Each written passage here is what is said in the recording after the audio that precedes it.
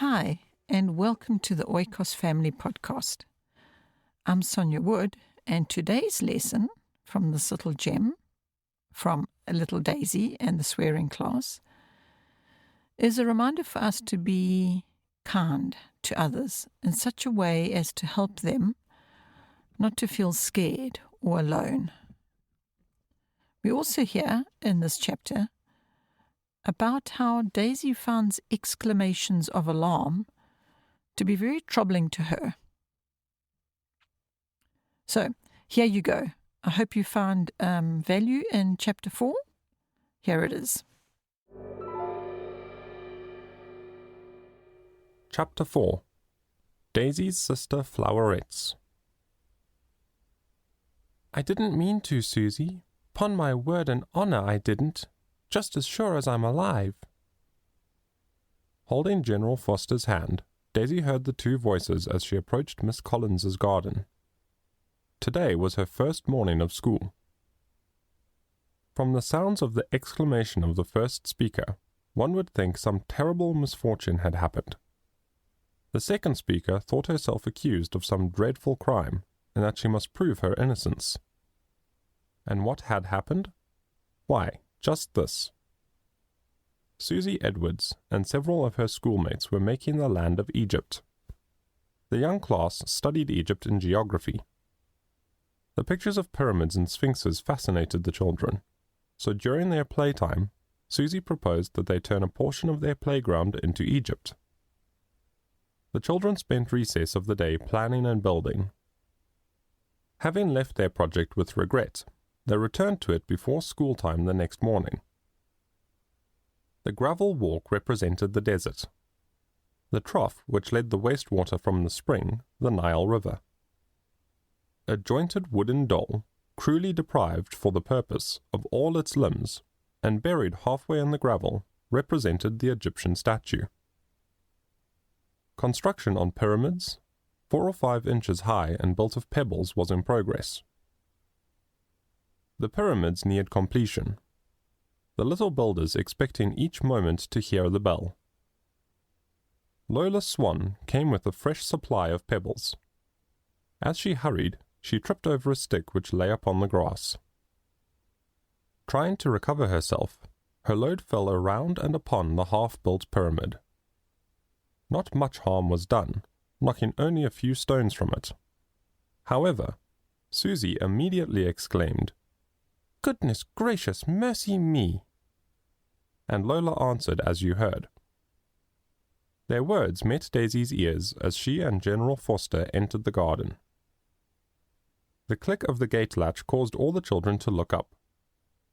The sight of the new scholar made them forget the pyramids for the moment. "Why, there's Daisy Foster," said Lily. Daisy was known by this name. "I wonder if she's coming here to school," said another. That question speedily became answered. The general stopped by the group and said, "Here's a new schoolmate for you. Will you treat her kindly and make her feel at home?" They all knew and liked the general. "Yes, sir, we will. I'll take care of her," said Lily. She scrambled to her feet, taking Daisy's hand in a patronizing manner. "She won't feel a stranger after one day. We'll all be good to her, and she can help us make our land of Egypt." "Ah, that is what you are doing, is it?" said the general. "Yes, sir," answered Lily. "We're just putting up a pyramid. Lola knocked part of it down. She didn't mean to." With the bell now ringing, the little group turned toward the house. Daisy wondered how a matter so easily settled could call for such violent expressions of distress and alarm as she had heard. "Why, Miss Collins," said General Foster, as she met them at the door, "what a bouquet of flowers you have here. A rose, a violet, a daisy, and a lily. As choice a bunch of flowers as one could wish for." "And the lily is going to take care of the daisy and make her feel at home, Miss Collins," said Lily. "The general said I could." "No, he didn't," said Susie. "Yes, he did. Upon my word he did. At least, I said I would do it. "He didn't say I couldn't, did you, sir?" said Lily. She drew back her head to look up at the General's tall figure. "And that comes to the same thing, does it, Lily?" he said, laughing. "Well, I suppose it does.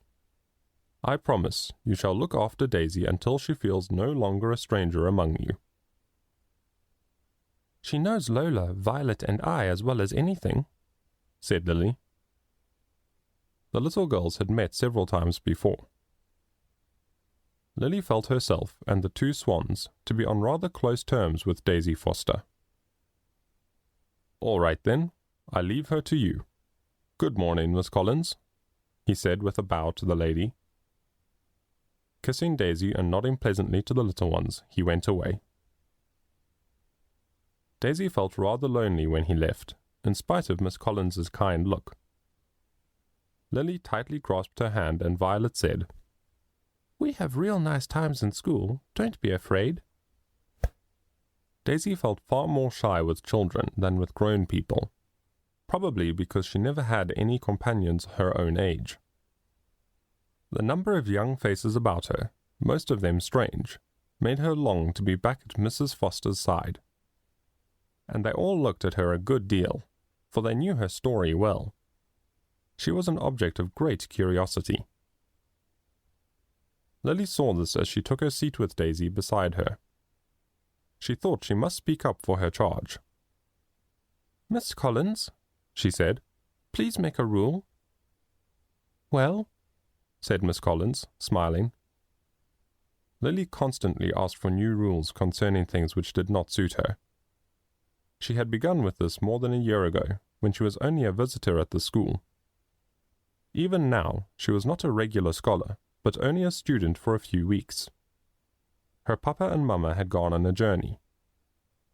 Lily felt lonely at home when Ella and the boys attended school. Her parents had arranged for Lily to go with Ella to school in the mornings.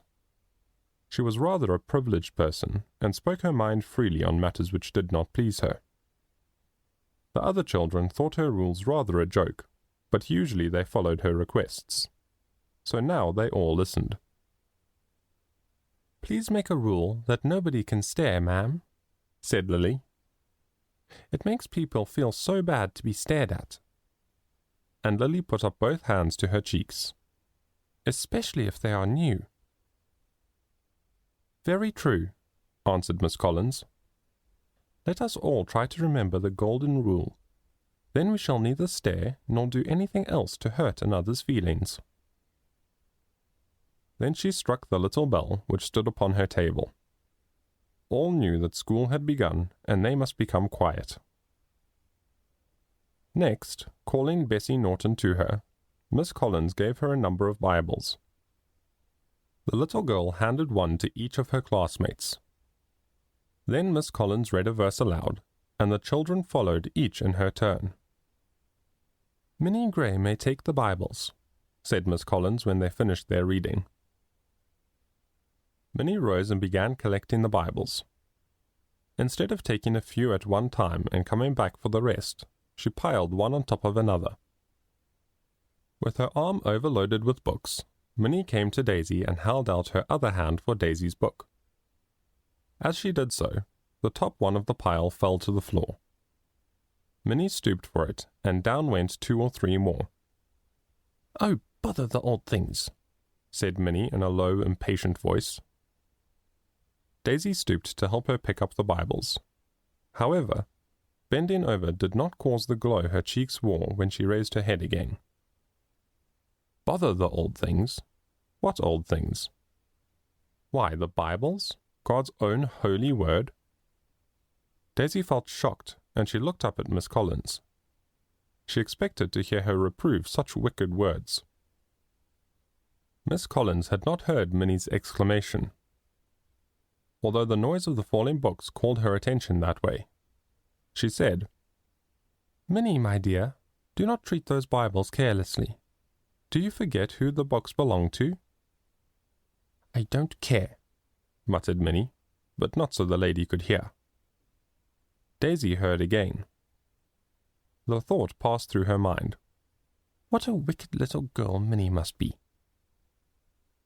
Yet Daisy was mistaken. If she asked Minnie's parents, teacher or playmates, they all would tell her Minnie behaved well. A pleasant little girl, Minnie acted obediently and truthfully. She always tried to help others. She had no thought now that she had broken one of God's commandments. Minnie would have felt offended and grieved had she known the thoughts in Daisy's mind. She believed herself innocent of any wrong.